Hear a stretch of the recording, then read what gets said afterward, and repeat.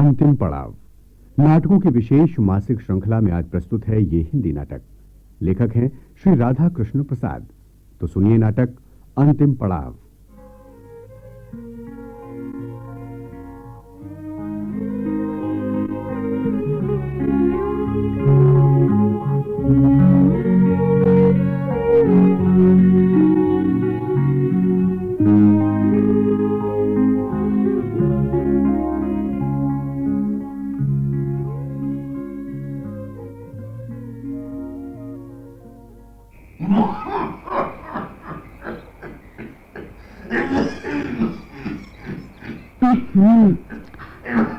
लो, फिर शुरू हो गई बाबूजी की खांसी।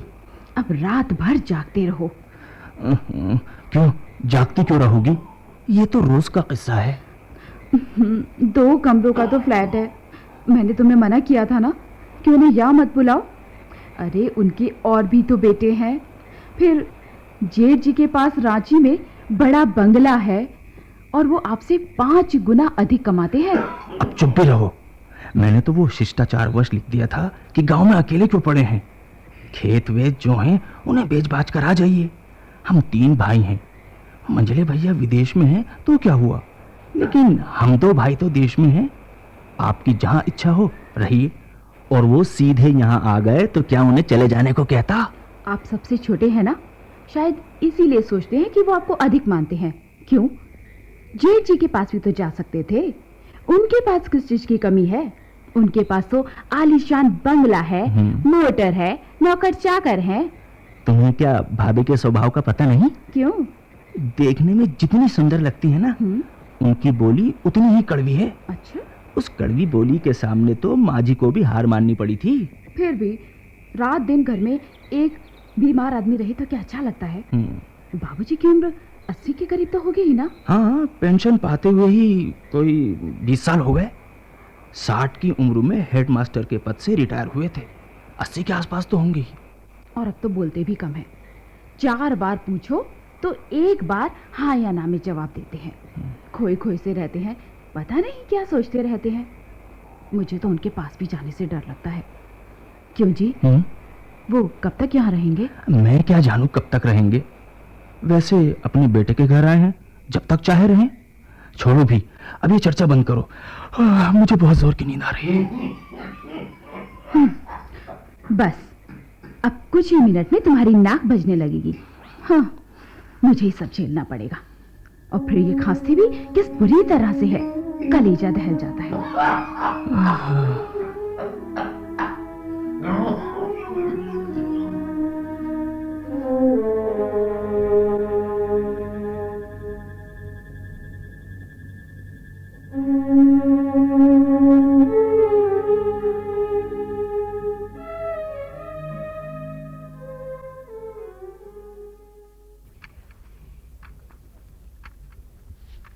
महेश चंद्र। कौन हो भाई? मुझे नहीं पहचाना? मैं समय हूं। मुझे काल के नाम से भी जाना जाता है। भैया काल, मुझे कब दुख से छुटकारा मिलेगा? छुटकारा तो समय पर ही मिलेगा महेश चंद्र। नहीं, अब तो प्राण छटपटा रहे हैं काल इस काया से बाहर आने के लिए। जोड़ जोड़ में दर्द है। देखो देखो देखो देखो, हाथ कांपने लगे हैं, छाती धड़कती रहती है। जन्म भर तो चैन नहीं मिला, मरते समय तो कुछ शांति मिले। मरने की घड़ी में ही तो तुम मरोगे महेश चंद्र। अभी तुम्हारी अवधि पूरी नहीं हुई है। तुम्हें अपनी जिंदगी से क्या शिकायत है? शिकायतों का तो अंत ही नहीं है। काल, एक बात बताओ, ये बुढ़ापा अभिशाप के रूप में क्यों आता है? जवानी भर तो स्कूल मास्टर के वेतन से गृहस्थी की गाड़ी खींचता रहा। जानता हूं। एक बड़े लड़के को इंजीनियर बनाया, मंझला डॉक्टर होते ही अमेरिका चला गया। और सबसे छोटा यहीं सचिवालय में असिस्टेंट लगा है। इस समय मैं अपने सबसे छोटे लड़के के पास हूँ। और जानते हो, आकर पछता रहा हूँ। क्यों महेश चंद्र? वो मुझे बोझ समझने लगे हैं, बोझ। उसकी बहू ने यह संकेत भी दिया था कि मैं बड़े लड़के के पास क्यों नहीं गया, वहां मुझे ज्यादा आराम मिलता। आराम।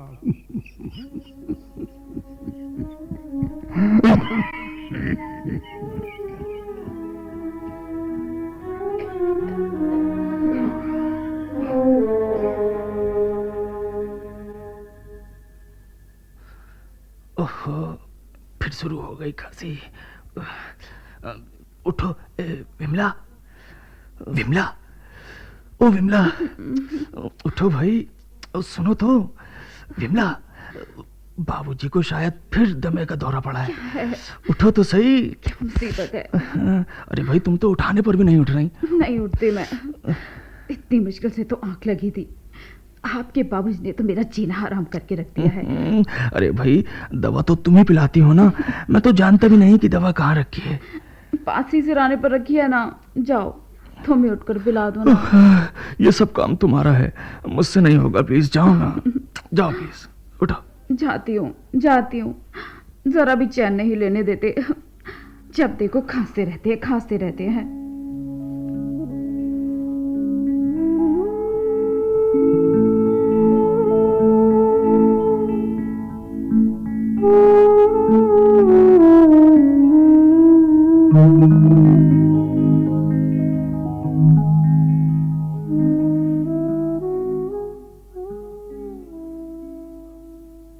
बेटा सुरेश। जी बाबूजी। मैं उमेश के पास रांची जाना चाहता हूँ। क्यों बाबूजी, यहाँ क्या आपकी सेवा ठीक से नहीं हो रही? नहीं बेटे, अब मैं चाहता हूँ आखिरी वक्त में उमेश से भी मिल लूँ। अब जीवन के आखिरी पड़ाव पर हूँ। उसे तो गांव आने की छुट्टी नहीं मिलती। बाबूजी, आपकी जैसी हालत है उसमें ये सब। कोई बात नहीं बेटे, लो ये रुपये रखो। रांची के लिए 3 टायर में मेरे लिए एक बर्थ रिजर्व करा देना। हाँ, किस दिन के लिए कराऊं बाबूजी? यदि आज की ही मिल जाए तो बहुत अच्छा है। आज की या कल की बाबूजी? नहीं, चलो कल की करा देना। तो कल ही क्यों जाना चाहते हैं बाबूजी? मिलने को तो बर्थ मिल जाएगी, वहां मेरे कुछ परिचित लोग हैं। लेकिन कुछ दिन और ठहर जाते तो। नहीं बेटे, बस उससे मिलने के बाद राधोपुर की जल्दी लौटना है। राधोपुर लौटना है? हाँ। लेकिन क्यों? वहां अब रहता ही कौन है? एक पुश्तैनी छोटी सी खबरेल है, 10-12 बीघे खेत हैं। मैंने तो आपसे कई बार कहा बाबूजी, राधोपुर में जो कुछ भी है सब बेच बाच कर आ जाइए। अभी भी उन्हें बेचने पर 2-2.5 लाख तो मिल ही जाएंगे। बेटा तुम तो जानते हो कि रिटायरमेंट के बाद मैंने जो एक बाग लगाया है ना, वहां उन पेड़ पौधों के बीच मुझे बड़ी शांति मिलती है। ठीक है बाबूजी, बाबूजी मत, लेकिन वहां आपकी देखभाल कौन करेगा? ले देकर वहां सिर्फ बुआ है, और वो भी विवाह के 2-3 साल में विधवा होकर आपके पास चली आई। जानता हूँ बाबूजी, बुआ जी भी तो हम दोनों भाइयों में से किसी एक के साथ रह सकती हैं। मतलब वो आपकी बहू भी कह रही थी कि राधोपुर के खेत बेचकर यहीं पटना में जमीन खरीदी जाए तो अच्छा होगा, और एक अच्छा सा बड़ा मकान बनवाया जाए। आप तो देख ही रहे हैं 2 कमरे के फ्लैट में कितनी दिक्कत आ रही है। हाँ, देख रहा हूँ, सो तो मैं अच्छी तरह से देख रहा हूँ बेटे। शायद तुम लोगों को बताना भूल गया था कि वो 10 बीघे खेत जो मैंने रिटायरमेंट के बाद खरीदे हैं ना, ग्रेजुएटी के पैसे से जी, वो तुम्हारी बुआ के नाम में ही खरीदे हैं। अब बताओ तुम, क्या उन्हें वापस लेना अच्छा होगा? बुआ के नाम से? हाँ। मैं तो उसी खेत पर आसरा किए बैठा हूँ बाबूजी। पटना में एक घर बनवाना कितना मुश्किल है बाबूजी। तनख्वाह के रूप में मैं जो भी कमाता हूँ वो तो आपसे छुपा नहीं, सब कुछ आपके सामने। जानता हूँ बेटा, मैं सब कुछ जानता हूँ, और मैं तुम्हारी तकलीफ भी समझ रहा हूँ जी। इसीलिए बैंक में मेरे फिक्स डिपॉजिट में कुछ रुपए हैं, वो रुपए मैं तुम्हारे नाम कर जाऊंगा। बाबूजी, उमेश ने तो रांची में बड़ा मकान बनवा ही लिया है, और तुम्हारा मझला भाई राजेश? जी। ओह बाबूजी, आराम से। डॉक्टरी की ऊंची पढ़ाई के लिए स्कॉलरशिप लेकर जो गया तो पूरा अमेरिकन ही बन गया। शादी भी किसी गोरी लड़की से कर ली है। जी। ओ प्रभु प्रभु, उसे देखे तो 10 साल हो गए। 10 साल। जी बाबूजी, मैंने भी डॉक्टर भैया को पत्र भेजा था। बहुत संक्षिप्त उत्तर आया था। अब तो उन्होंने वहां की नागरिकता भी हासिल कर ली है। ग्रीन कार्ड मिल गया है। ठीक है, ठीक है, तुम लोग जहां रहो सुखी रहो। अच्छा, वो मेरी टिकट कल रात रांची एक्सप्रेस से। जी बाबूजी, मैं ऑफिस जाने के पहले ही आरक्षण कार्यालय होता जाऊंगा। आप बिल्कुल निश्चिंत रहें। ठीक है, ठीक है।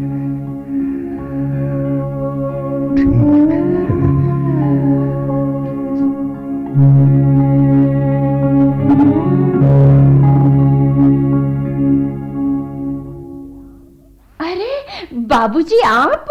हाँ बड़ी बहू, सुरेश के यहाँ से आ रहा हूँ। सोचा बच्चों से मिल लूं। अरे बाबूजी, फोन करवा दिया होता, स्टेशन पर गाड़ी चली जाती। आपको गाड़ी रहते रिक्शे से आना पड़ा। 1 मिनट ठहरिए बाबूजी। हाँ। राम सिंह, बाबूजी का सामान उतारो। अभी उतारता हूँ मेम साहब। ये लो राम सिंह, रिक्शे वाले को पैसे दे। अरे नहीं, पैसे मैंने दे दिए हैं बड़ी बहू। जी? हाँ, वो उमेश कहाँ है? बाबूजी, आपकी ट्रेन लेट पहुंची है ना, वो तो 9 बजे ही निकल जाते हैं। ओह अच्छा। और बच्चे? मॉर्निंग स्कूल है ना बाबूजी, दोनों ही विवेक और सुरेखा स्कूल गए हैं। बाबूजी का सामान किस कमरे में रखवा दूं मेम साहब? ऊपर वाले कमरे में? नहीं राम सिंह, नीचे वाले कमरे में ही रहने दो। ऊपर सीढ़ियां चढ़ने उतरने में इन्हें तकलीफ होगी। क्यों बाबूजी? बाबूजी, अब आपकी तबीयत कैसी है? देखिए तो कितना गिर गया है आपका स्वास्थ्य। अब स्वास्थ्य को लेकर कितनी चिंता करें बड़ी बहू। अब तो ऊपर जाने के क्यों में है। नहीं बाबूजी, ऐसा क्यों कह रहे हैं? देखिएगा, रांची का क्लाइमेट आपको सूट करेगा। चलिए ना बाबूजी, आप अपने कमरे में चलिए। आपके लिए मैं अभी चाय भिजवाती हूँ। इन्हें मैं अभी फोन भी कर देती हूँ कि आप आ गए हैं। आइए बाबूजी, कमरा साफ कर दिया है। देखो राम सिंह, गुसल खाने में बाबूजी के लिए गर्म पानी रख दो। वो क्या बताएं बाबूजी, गीजर काम नहीं कर रहा। बिजली आजकल बहुत समय तक गायब रहती है। अरे बाबूजी, आपको तो खांसी है, सूखी खांसी लगती है। बाबूजी, आपको बुखार तो नहीं है ना? डॉक्टर को फोन करूं? अरे नहीं बहू, नहीं, ये सब तो बढ़ती उम्र के रोग हैं। डॉक्टर को फोन करने की जरूरत नहीं है, मेरे पास दवा है। अच्छा बाबूजी, कमरे में चलकर आप आराम कीजिए। आप बहुत थक गए हैं। हाँ।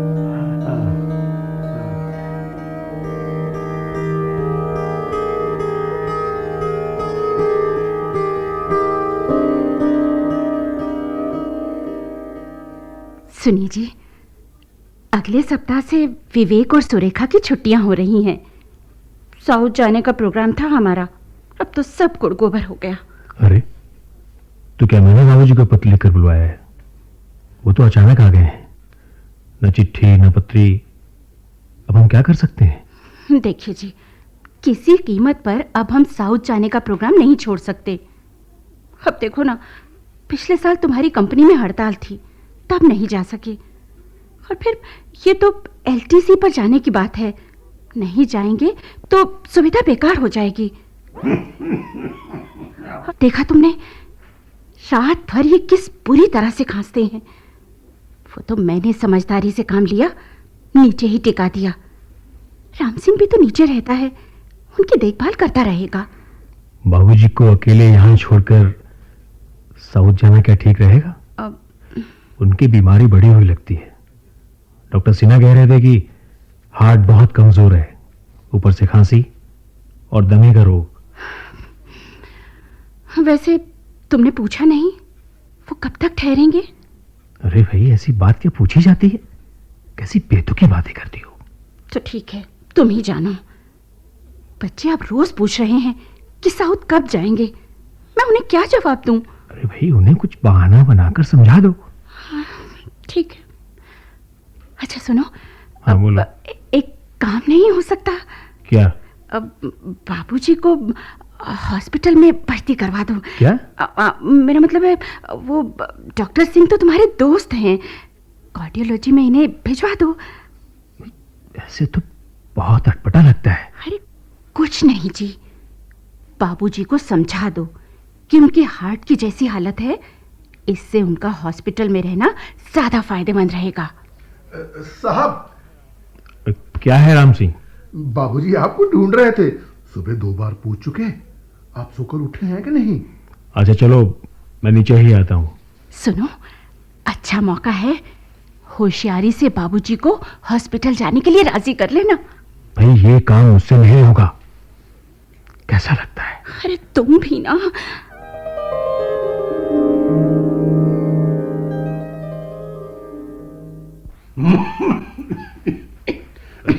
बाबूजी यहाँ बैठा हुआ है। बाबूजी कैसी तबीयत है आपकी? अरे बेटा, अब मेरी तबीयत का क्या है, जब तक सांस चल रही है चल रही है। वैसे तुम्हें तो 5 मिनट की भी फुर्सत नहीं है पास बैठने की। अरे नहीं बाबूजी, ऐसी बात नहीं है। वो क्या है कि जब से मैनेजिंग डायरेक्टर का पद मिला है, दम मारने की फुर्सत नहीं मिलती। रोज ही कुछ ना कुछ झगड़ा फसाद होता ही रहता है। अभी बोनस का मामला तय हुआ है और इधर कर्मचारियों ने महंगाई भत्ता बढ़ा देने की मांग शुरू कर दी है। बेटा, जीवन में नौकरी एक आधार भर है, बस यही सब कुछ नहीं है। जी बाबूजी। जीवन उससे कहीं बड़ा है, बहुत बड़ा, बहुत बड़ा। नाते रिश्ते अपने पराए, अरे सबके लिए वक्त निकालना पड़ता है। मैं बहुत लज्जित हूँ बाबूजी, आपसे मिलने का समय नहीं निकाल सका। ठीक है, कोई बात नहीं बेटे, बस तुम लोग सुखी हो, यही सोचकर मुझे सुख मिल जाता है। सुरेश और तुमसे तो भेंट हो गई, बस राकेश से नहीं हुई। बाबूजी, उसने अमेरिका में ग्रीन कार्ड ले लिया है। मेरे पास तो केवल न्यू ईयर पर ग्रीटिंग कार्ड ही भेजता है। जानता हूं, ये सब समय का चक्र है बेटे, समय का। जैसे जैसे हम आर्थिक रूप से संपन्न होते जाते हैं ना, हमारी संवेदना का कोना खाली होता जाता है। बाबूजी, वो डॉक्टर सिंह कह रहे थे कि आपको कोई ऐसी बात नहीं सोचनी चाहिए जिससे मन दुखी हो। जानता हूं बेटे, अब तो मैं इस राग विराग से ऊपर उठने की कोशिश कर रहा हूं, बस। बाबूजी, आप मुझसे कुछ कहना चाहते थे? हाँ, वो अब कहने को रह ही क्या गया है। तुम लोगों को भर नजर देखना चाहता था, देख लिया बस। हाँ, वो मेरे पोते पोती कहाँ हैं? हाँ बाबूजी, मैं अभी भेजता हूँ। दोनों पूरे शैतान हैं, ऊपर टीवी देख रहे होंगे। भेजो, उनकी आवाज सुनने को कान तरस रहे। जी बाबूजी, अभी भेजता हूँ।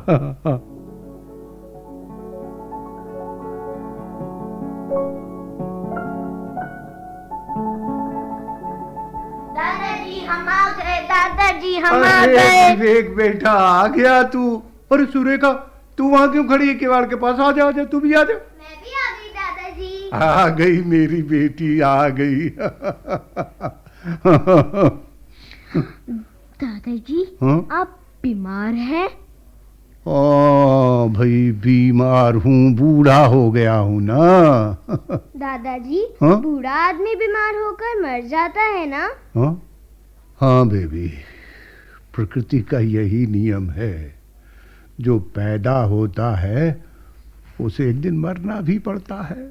दादाजी, क्या है विवेक बेटा, बोलो।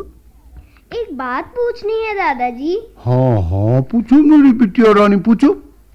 दादाजी, आप यहाँ कब तक ठहरेंगे? हाँ?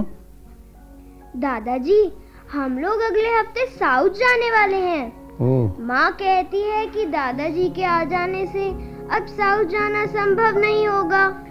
हमारी छुट्टियाँ हो रही हैं। पापा हम सब लोगों के लिए मद्रास तक फर्स्ट क्लास के टिकट भी रिजर्व करवा चुके हैं। लेकिन अब कैसे जाएंगे? दादाजी बीमार जो हैं। पिछले साल पापा को छुट्टी नहीं मिली थी और इस बार आप बीमार होकर आ गए। मैंने माँ से कहा था कि दादाजी को भी साथ ले चलो, वो भी घूम लेंगे, लेकिन माँ बोलती है दादाजी इतनी दूर जाने के लायक नहीं है। कोई बात नहीं दादाजी, हम साउथ नहीं जाएंगे, आप अच्छे हो जाइए बस।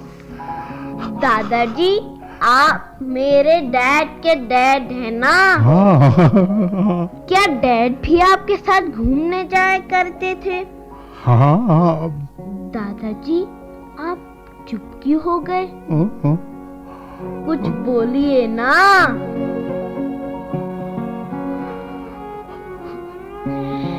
बच्चों, तुम लोग साउथ जाओगे?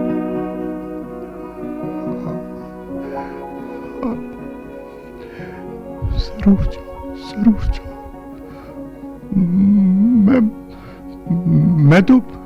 मैं तो परसों ही अपने गांव लौट जाऊंगा। सच? दादाजी दादाजी।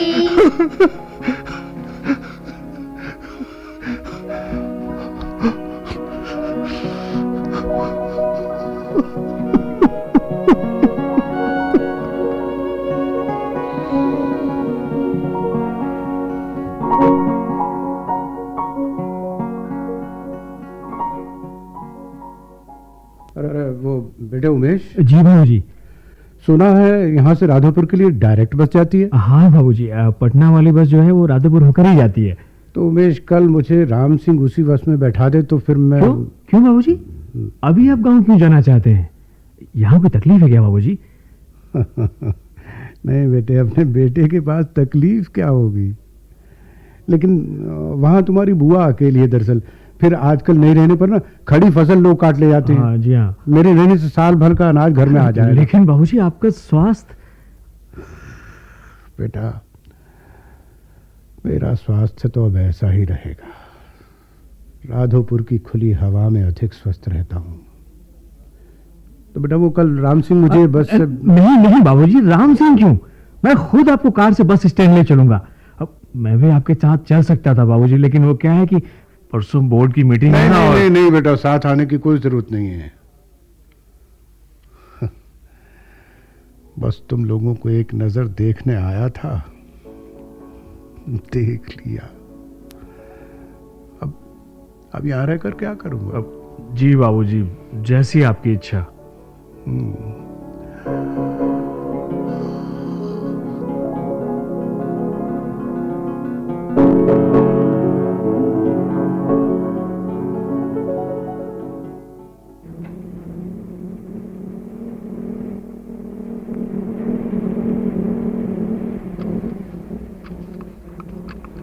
महेश चंद्र।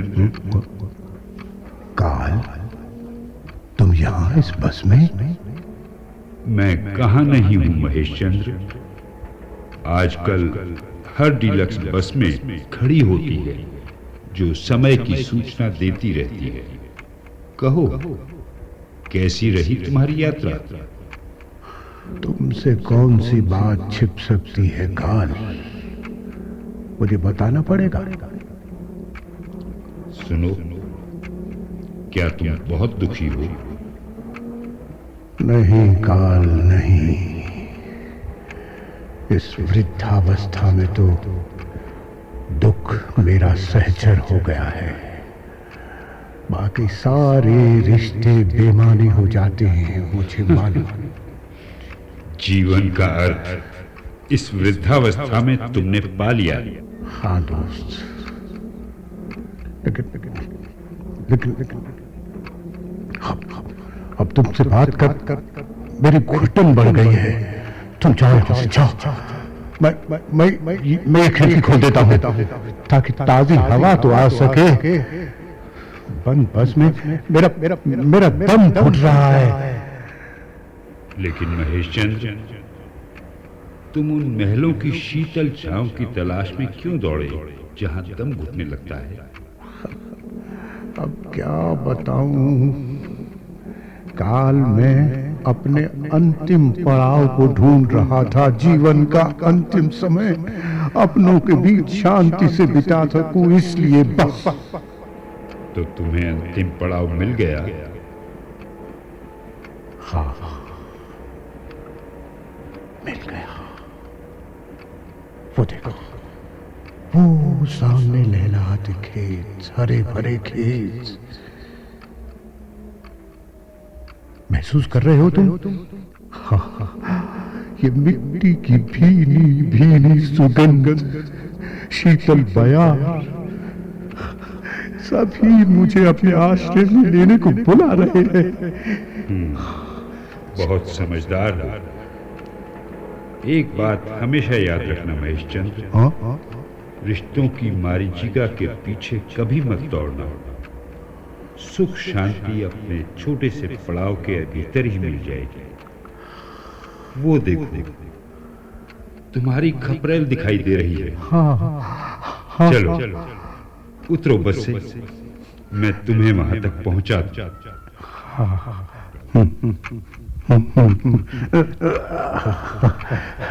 पता ही नहीं चला कब घर आ गया।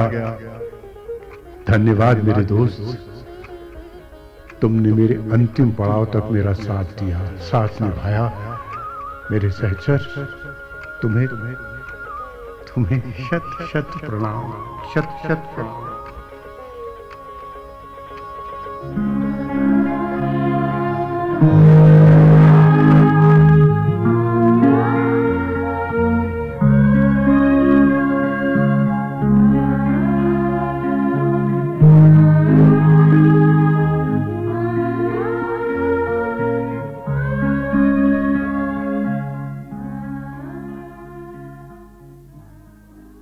अंतिम पड़ाव नाटकों की विशेष मासिक श्रृंखला में अभी आप श्री राधा कृष्ण प्रसाद का लिखा ये नाटक सुन रहे थे। निर्देशक थे हरीश दीप, प्रस्तुतकर्ता अंजलि शर्मा और प्रस्तुति सहायिका विजय लक्ष्मी शर्मा। नाटक में भाग लेने वाले कलाकार थे सर्वश्री जैमिनी कुमार वीरेंद्र, हर्ष बाला, अरविंद धानविक, एस.एम. शरीफ, विद्याभूषण, हरीश दीप, नीतू झांझी, आशीष इलाहाबादी और सोनल कौशल। ये नाटक केंद्रीय नाटक एकांश द्वारा तैयार किया गया और आकाशवाणी के दिल्ली केंद्र से प्रसारित किया गया।